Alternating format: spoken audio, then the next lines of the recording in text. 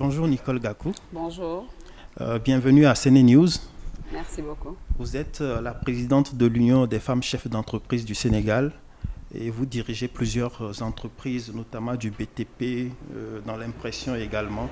Et vous êtes la directrice des structures de l'Union centriste du Sénégal, le parti fondé par Abdoulaye Baldé, et donc vous êtes la numéro 2. Alors, pour les législatives de 30 juillet prochain, on a 47 listes. Qu'est-ce qui vous distingue des 46 autres listes? Merci beaucoup de me permettre de m'exprimer au nom de l'Union centriste du Sénégal, mais surtout au nom de la coalition patriotique Kaddu Askan Wi, dont la tête de liste est le docteur Abdoulaye Baldé. Et personnellement aussi, je figure sur la liste nationale à la 4e place. 47 listes, c'est vrai, c'est trop. Mais si nous sommes en démocratie, et je pense que tout parti politique légalement constitué ou membre de la société civile voulant se présenter en tant qu'indépendant ou de simples citoyens qui se regroupent afin de représenter d'autres citoyens au niveau de l'Assemblée nationale, c'est tout à fait légitime. Mais malheureusement, nous nous rendons compte que cela n'a pas été encadré. Ça l'aurait dû être comment? Encadré comment? Je pense qu'aujourd'hui, si un réel travail de nettoyage se fait au niveau des partis politiques, je pense qu'on pourrait réduire de manière extrêmement drastique ce nombre de partis politiques. Pourquoi pas regrouper les gens en courant, ces partis politiques, aller vers les grands ensembles, mais voir parmi ces partis politiques aussi quels sont les partis qui sont en règle. Nous sommes une association et toute association est régie par des règles et des règlements pouvant permettre la légalité de son existence. Voilà, l'État n'a pas encadré tout cela. Aujourd'hui, nous sommes plus de 200 partis politiques et ne nous étonnons pas, avec les indépendants, avec la société civile, de nous retrouver avec 47 listes. Alors, ma question, c'était de savoir ce qui distingue l'Union centriste du Sénégal et qui pourrait attirer les électeurs vers vous plutôt que les 46 autres listes. Ce qui peut attirer les électeurs vers notre convergence, c'est la vision, c'est l'offre politique que nous avons. Offre politique tournée vers le citoyen, centrée vers le citoyen. Ce que tous les partis qui regroupent cette convergence ont toujours prôné. Je pourrais parler essentiellement de l'Union centriste du Sénégal, qui depuis notre existence avons toujours travaillé dans la discrétion, mais auprès des populations, pour mettre les populations au centre du débat, les populations au centre des politiques que nous pensons pouvoir implémenter le jour où ces populations nous feront confiance et feront confiance au docteur Abdoulaye Baldé. Alors, vous disiez il y a quelques mois dans un entretien ceci, nous sommes des centristes, nous comptons mettre en place une troisième voie que nous porterons.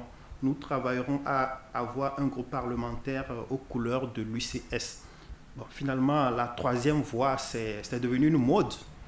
Amsatou Sow Sidibé en parle, le docteur Cheikh Tidiane Gadio en parle, vous, à l'UCS, vous en parlez. Cela montre que justement, l'UCS a été visionnaire de parler de cette troisième voie. Cela fait 5 ans que nous existons. D'ailleurs, nous fêterons notre anniversaire le 28 juillet 2017. Donc, troisième voie, c'est le centrisme. Le centrisme, c'est l'UCS. Cela veut dire que nous avons été visionnaires. Maintenant, ne vous étonnez pas que, puisque c'est beau, puisque c'est attrayant, que d'autres veulent copier. Donc, en fait, c'est vous qu'on a copié. Tout à fait. Parce qu'on se rappelle que l'autre, Amsatou Sow Sidibé, avait porté plainte en estimant que Cheikh Tidiane Gadio a utilisé sa dénomination. Ça veut dire que vous auriez dû le faire également. Pas du tout. Nous ne nous arrêtons pas sur les terminologies. Ce qui est important, ce sont les actes que nous mettons en place, que nous implémentons auprès des populations.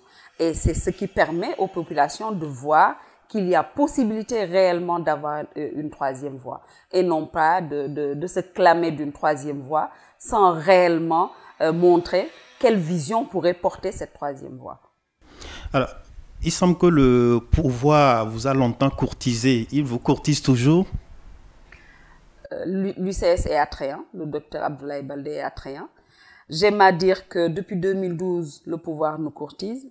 On nous attend toujours auprès du pouvoir. Voilà. Et vous l'envoyez toujours balader, le pouvoir? Oui, tout simplement parce que, encore une fois, notre objectif, c'est de pouvoir demander aux Sénégalais, en 2019, de nous faire confiance et non pas de nous agripper à un wagon qui est déjà parti. Nous avons notre voix, nous avons notre vision, qui est la vision du centrisme.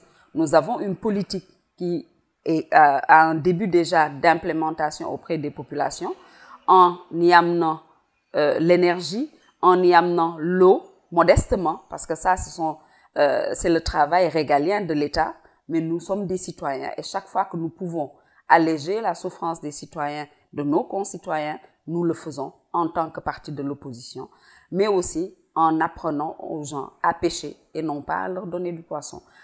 Nous faisons cela grâce à des formations, mais nous faisons cela aussi grâce à la mise en place de ce que nous appelons une caisse d'autofinancement, qui est, nous ne donnons pas d'argent à qui que ce soit, ce sont les populations à qui nous apprenons comment se prendre en charge, comment récupérer leur dignité.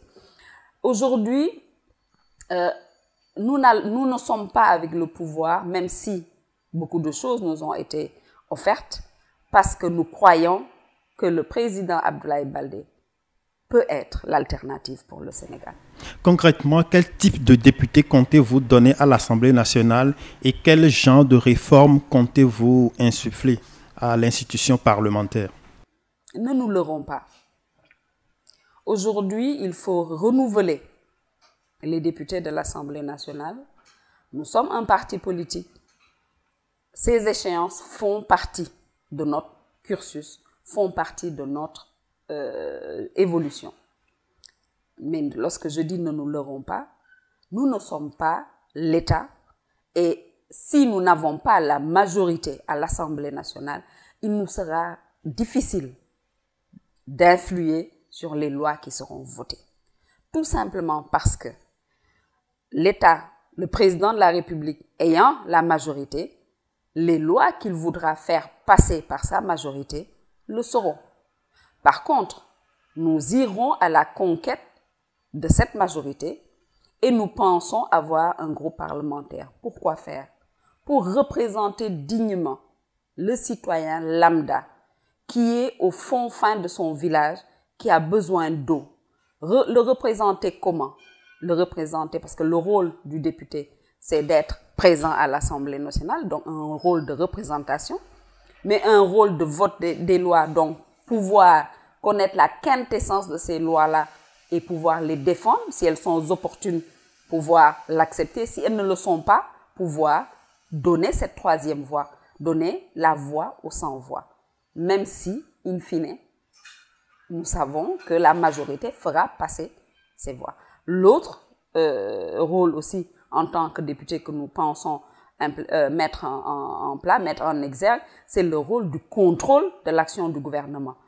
Il y a des programmes qui sont mis en place, qui sont lancés, le PSE, le PUMA, etc. Est-ce que les budgets votés pour ces différents projets sont des budgets qui ont été correctement mis en place, correctement employés? Est-ce que l'argent est allé là où cela devrait aller? Est-ce qu'il y a cohérence dans ces différents programmes avec les montants budgétisés? Est-ce que l'argent a été réellement, réuni pour justement que est-ce que les populations sont réellement satisfaites de ces projets? Voilà le député que nous comptons amener à l'Assemblée nationale. Vous pensez que vous et l'ensemble de l'opposition allez réussir à mettre le pouvoir en minorité et imposer une cohabitation à l'Assemblée nationale? En tant que politique, je dirais que c'est notre ambition. Mais dans la réalité? Dans la réalité des choses, nous avons un système qui, je pense, ne nous permettrait pas. Tout simplement parce que c'est la loi du raw gadou, comme on dit au Sénégal. Le premier, même s'il a 5% et que tous les autres ont 1%, il est partant. Il est légal, mais pas légitime. Il faut changer ce système. Au Sénégal, nous n'avons pas un problème de parti politique ou un problème de personne. Nous avons un problème de système politique. Tant que ce système continuera, quel que soit le parti qui sera au Sénégal, risque malheureusement de mettre en place les mêmes travers. Pourquoi? Tout simplement parce que ce système qui dit que si à Dakar, je passe premier avec une voix par rapport aux autres, je prends tous les députés. Nous savons que Dakar, c'est 7 députés. À supposer que le parti au pouvoir est 20%, d'autres 19%, d'autres 18%. Toute l'opposition peut être majoritaire, mais parce que le parti au pouvoir a eu 20%, il prendra les 7 députés. Est-ce que c'est juste? Donc c'est ce système qu'il faut revoir. Et vous vous y attelez? Nous croyons fermement que nous travaillerons, si la confiance est portée à notre coalition, si pour les prochaines échéances, les présidentielles en 2019, le peuple fait confiance au Dr Abdoulaye Baldé, en la personne du Dr Abdoulaye Baldé et à l'UCS, l'Union centriste du Sénégal, nous pensons que nous travaillerons à lever ces travers. Que quand même Abdoulaye Baldé ne fait pas partie des petits partis au Sénégal, Madame Nicole Gakou. Petit parti, une quinzaine de mairies. Petit parti, plus de 2000 conseillers. Petit parti, 3e parti au Sénégal ayant gagné 2 départements. Benno Bokk Yakaar étant premier, le PDS ayant gagné 3 départements. Petit parti qu'on continue à nous considérer comme petit parti. Alors, est-ce que vous attendiez l'arrivée du président Wade dans cette campagne? Est-ce que vous comprenez son engagement? Je le comprends. Personnellement, tout simplement parce que le président Wade est un citoyen sénégalais. Il est libre, malgré son âge, de dire « je continue à accompagner mon parti ». Il y a des conséquences par rapport à cela. Il y a des avantages, mais il y a aussi des inconvénients. Mais c'est à lui et à son parti, seul légitime, pour dire « j'y vais ou je n'y vais pas ». Nous, à l'Union centriste du Sénégal, nous ne nous autorisons pas à critiquer cela. Il est libre de dire, en tant que Sénégalais, je reviens accompagner des Sénégalais, mais nous n'avons peut-être pas estimé être avec lui. Nous avons estimé que nous sommes des jeunes. Le président Baldé est né après les 1960. Donc, à nous aussi, aujourd'hui, de prendre notre destin en marche. D'autres pensent le contraire. Ils sont libres. Encore une fois, nous sommes en démocratie. D'autres estiment que c'est un dernier combat qu'il est venu livrer pour son fils Karim. D'ailleurs, avant son arrivée, un entretien qui a été diffusé ici, il disait dans cet entretien justement que si Karim est empêché en 2019 d'être candidat, il n'y aura pas élection. Mais je pense que ça, c'est un secret de polichinelle. Le combat de Maître Wade, et c'est un combat légitime parce que n'oublions pas, c'est vrai, il a été ancien président de la République du Sénégal pendant 12 ans, mais c'est un père. Et c'est le père de Karim Wade qui pourrait dénigrer à un père de continuer à défendre son fils. Mais quand on est fils, on grandit quand même. Oui, mais si nous avons les mains liées par l'État, donc notre père peut prendre le relais et nous défendre. Moi, en tant que mère, je comprends parfaitement cette attitude. Est-ce que vous comprenez l'éruption de la violence dans cette campagne électorale? Nous la comprenons, mais nous ne la justifions pas et nous la condamnons. Nous la comprenons parce que c'est le résultat d'un long processus. C'est le résultat d'un long processus qui n'a pas commencé avec la politique. Cela a commencé dans nos maisons. Le citoyen, il est d'abord enfant de quelqu'un. Il est mon enfant, il est le vôtre, il est l'enfant de quelqu'un d'autre. Si dans nos familles, nous avons démissionné, si dans nos familles, l'éducation ne se fait plus, si dans nos familles, la violence s'installe, ne nous étonnons pas que cette violence s'amène dans la rue. Donc on ne peut pas accuser les politiciens d'avoir orchestré tout ça. Personnellement, et je pense que l'Union centriste peut le dire, nous accusons peut-être nous pourrons accuser, du moins, les partis politiques d'alimenter cela en ne tenant pas un discours de paix à leurs militants. J'ai beaucoup apprécié personnellement la sortie de M. Bamba Fall de la coalition Manko Taxawu Sénégal en disant qu'il demandait à l'ensemble de leurs militants d'être de bons citoyens et de ne pas répondre à la provocation. C'est une attitude comme ça qu'il faut avoir, mais il était toujours déplorable de constater que la violence s'installe de plus en plus dans notre société. Nous perdons une qualité essentielle qui était la nôtre, c'est de tout régler avec le dialogue. Aujourd'hui, nous réglons tout avec la violence. Mais ne critiquons pas les politiques. C'est aussi, encore, comme je l'avais dit, la résultante d'un long processus qui a démarré dans nos maisons, dans nos chambres, et qui aujourd'hui s'invite dans la cour et s'invite dans la rue. Alors, Nicole Gakou, je vous laisse la possibilité de parler aux Sénégalais, de leur dire un dernier mot pour finir cet entretien.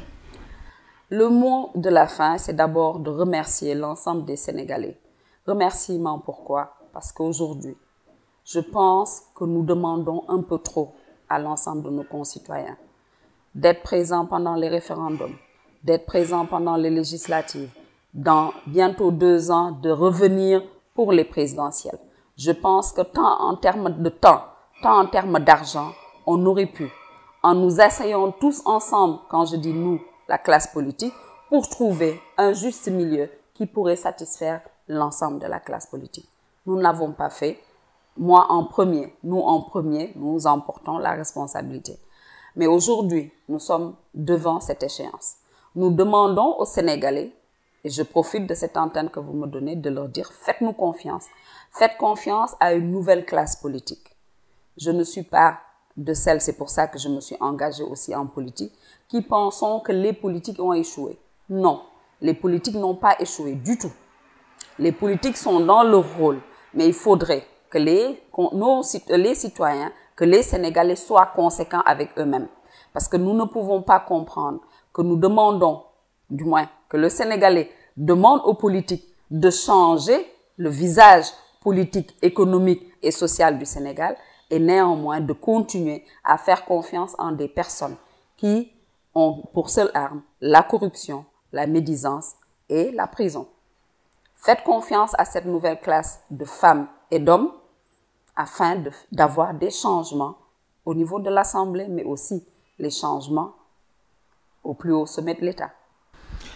Nicole Gakou, vous êtes présidente donc, de l'Union des femmes chefs d'entreprise du Sénégal et vous dirigez plusieurs entreprises. Vous êtes la directrice des structures de l'Union centriste du Sénégal, le parti fondé par Abdoulaye Baldé, et de fait, vous êtes la numéro 2 de cette formation. CNews vous remercie d'être venue et de répondre à cette question. Merci beaucoup à vous.